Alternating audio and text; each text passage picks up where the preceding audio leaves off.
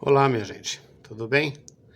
Pessoal, eu tenho acompanhado e visto essa semana toda essa celeuma que a mídia, a grande mídia brasileira, a mídia ligada aos ricos e poderosos, estabeleceu com relação a essa questão ligada a Israel. Nós precisamos ter uma conversa muito séria sobre isso, porque existe uma confusão proposital feita pelos ricos, pelos poderosos, particularmente pela mídia brasileira ligada à Rede Globo, Folha de São Paulo, UOL e tantos outros meios de comunicação, Record, Bandeirantes e por aí vai, onde se faz propositalmente uma confusão entre ser antissemita e ser antisionista. E são palavras que nós não estamos habituados, a militância não está habituada a falar ou compreender direito a diferença entre um e outro, não consegue compreender direito essa questão ligada à situação árabe, não compreende essa questão judaica, não compreende muito sequer essa questão do que se chama de nazista e por que se chama de nazista e essa confusão que se faz em torno de todas essas coisas que estão em países muito distantes de nós, com realidades culturais também muito distantes de todos nós. Eu queria tentar ajudar um pouco a compreender essa situação, com também as minhas próprias dúvidas e com algumas coisas que eu penso que posso contribuir, e essa é a razão deste vídeo. A primeira de todas as coisas, eu acho que nós precisamos remontar ao que acontece na história do povo de Deus, na história sagrada, né? Para nós cristãos, para os judeus e para os muçulmanos, a nossa origem de fé é uma só. Ela é chamada da origem abraâmica, né? Vem lá de Abraão, o pai da fé, o pai das três fé, ou seja, das vezes que nós temos como concepção uma religiosidade, essa concepção de um Deus único, ela se estabelece a partir de Abraão, né? Então, Abraão, caldeu, veio lá de Ur, na Mesopotâmia, e de lá ele vai até a essa região onde hoje nós estamos situados no nosso mapa, a região justamente de Gaza, a região palestina, a região onde está o Estado de Israel. E a história bíblica, ela está aí para quem quiser ver, né?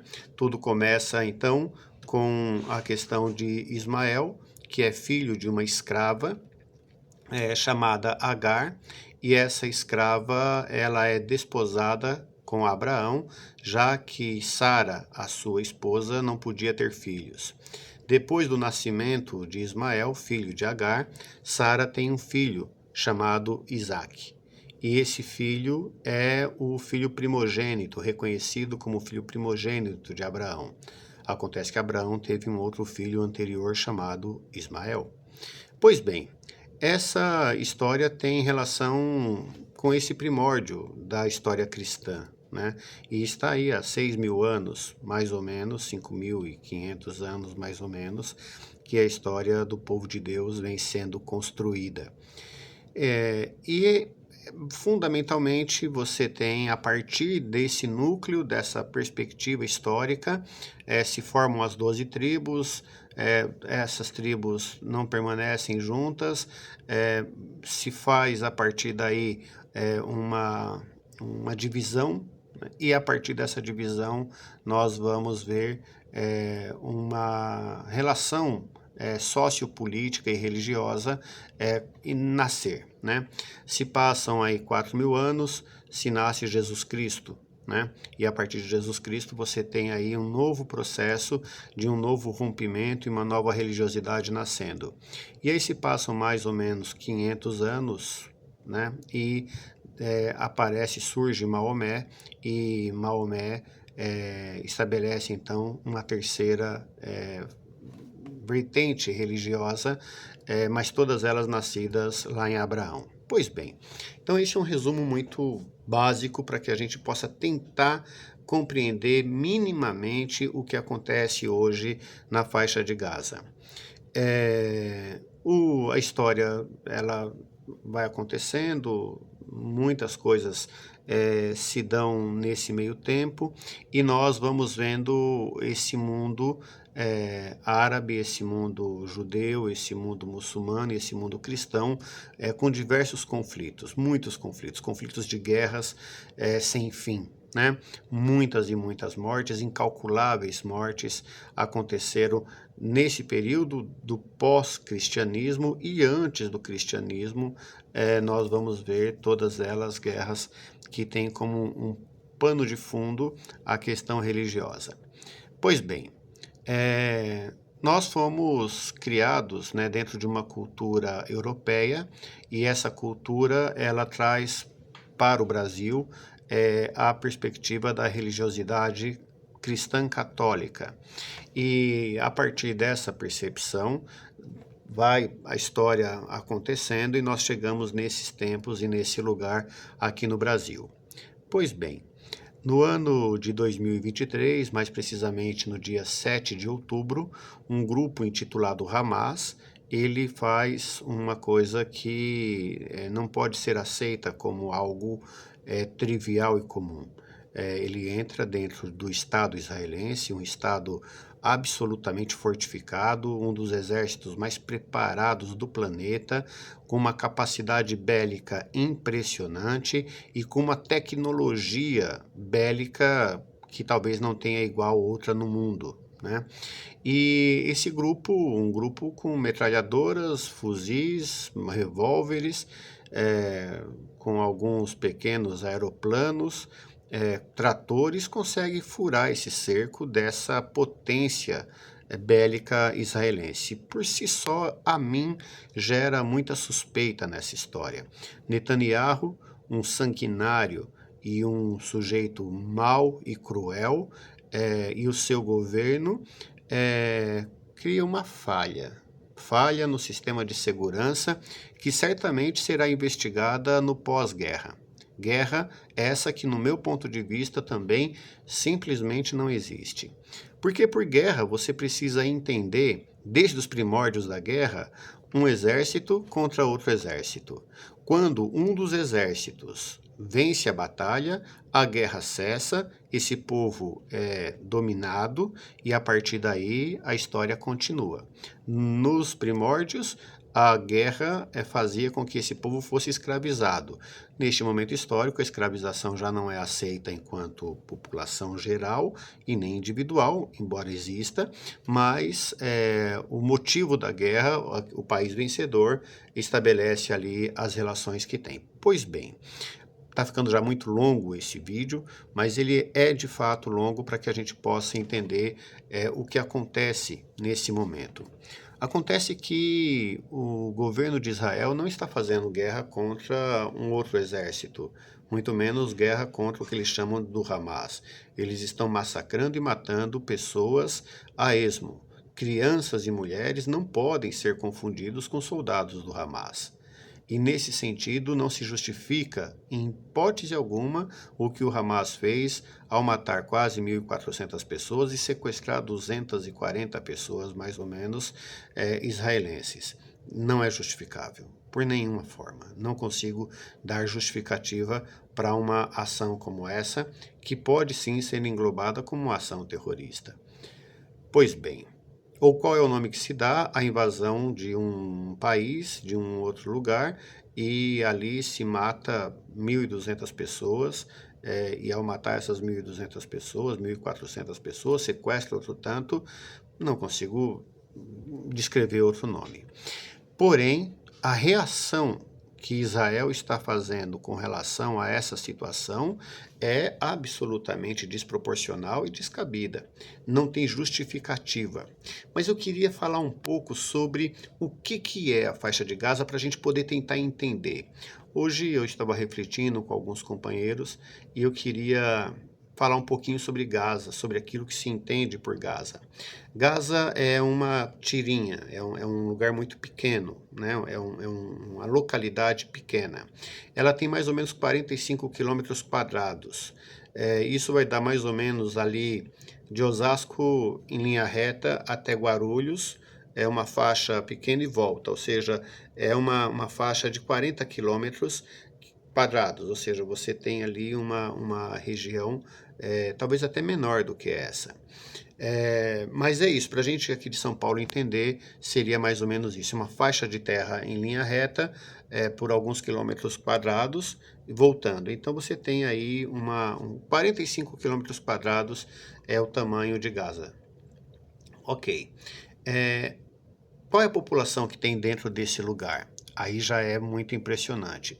A população desse lugar é de mais ou menos 2 milhões de pessoas, ou seja, são pessoas que ficam comprimidas, muito apertadinhas uma do lado da outra, numa região muito pequena.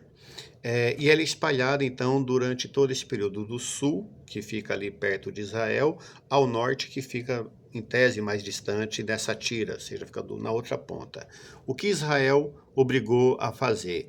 A metade dessa população de 1 milhão de habitantes, que estava aqui no sul, teve que migrar para o norte à base de bomba. Eram avisados com algumas horas de antecedência e dito, vai ser jogado bomba, sai daí. E era jogado bomba. Pois bem, nesse jogar bomba, nesse metralhar e nessa forma de colocar essas bombas em andamento, muitas pessoas morreram. Muitas pessoas. Se calcula hoje que 11 mil crianças foram mortas nesse bombardeio e 20 mil mulheres. Mais de 20 mil. E eu queria falar um pouco sobre isso, para que a gente possa tentar entender um pouco mais esse lugar que a gente está falando. Eu queria que a gente pensasse, quem é de São Paulo e conhece um pouco a periferia paulistana, eu vou fazer a comparação com um lugar que seria ali o Parque São Rafael, São Mateus, Jardim Iguatemi, um lugar muito populoso, muito desculpem, muito denso, né? Uma população muito, muito, muito populosa mesmo. E aí, essa situação é uma situação que nós precisamos compreendê-la para que a gente possa ter mais ou menos uma noção do tamanho do problema que nós estamos falando. Essa região é uma região que vamos chamar de densamente populacionada, né? E exatamente essa região que está sendo feita essa guerra. Para que a gente possa compreender mais ou menos o que isso significa, é como a gente colocar dentro dessa região de São Mateus as populações conjuntas de Sorocaba, de São José do Rio Preto, de São José dos Campos e de Ourinhos.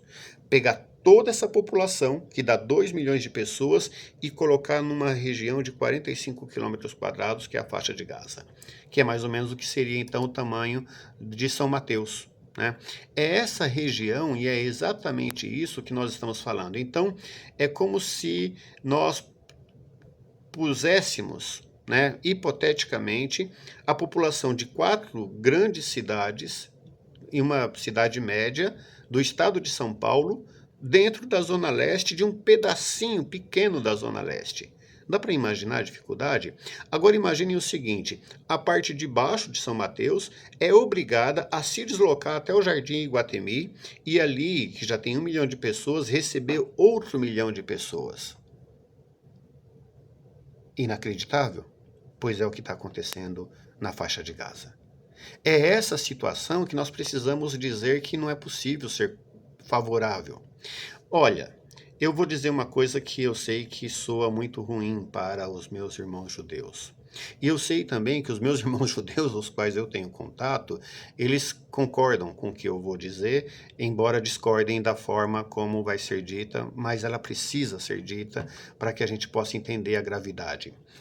Os judeus não concordam que seja comparado com o Holocausto, e eu também não. Que fique muito claro isso. O que aconteceu no Holocausto é incomparável com qualquer outra situação. E não se pode ser comparado porque não há na história humana nenhuma situação como essa. Mas é necessário ser lembrado uma coisa. Quando Hitler estava na Polônia e quando foi criado o primeiro campo de extermínio, o motivo pelo qual esse primeiro campo de extermínio foi criado, e se registre isso, foi porque não se achava eficaz tentar matar tanta gente com tiro. É grave, né? E é triste. Mas esse é o fato histórico.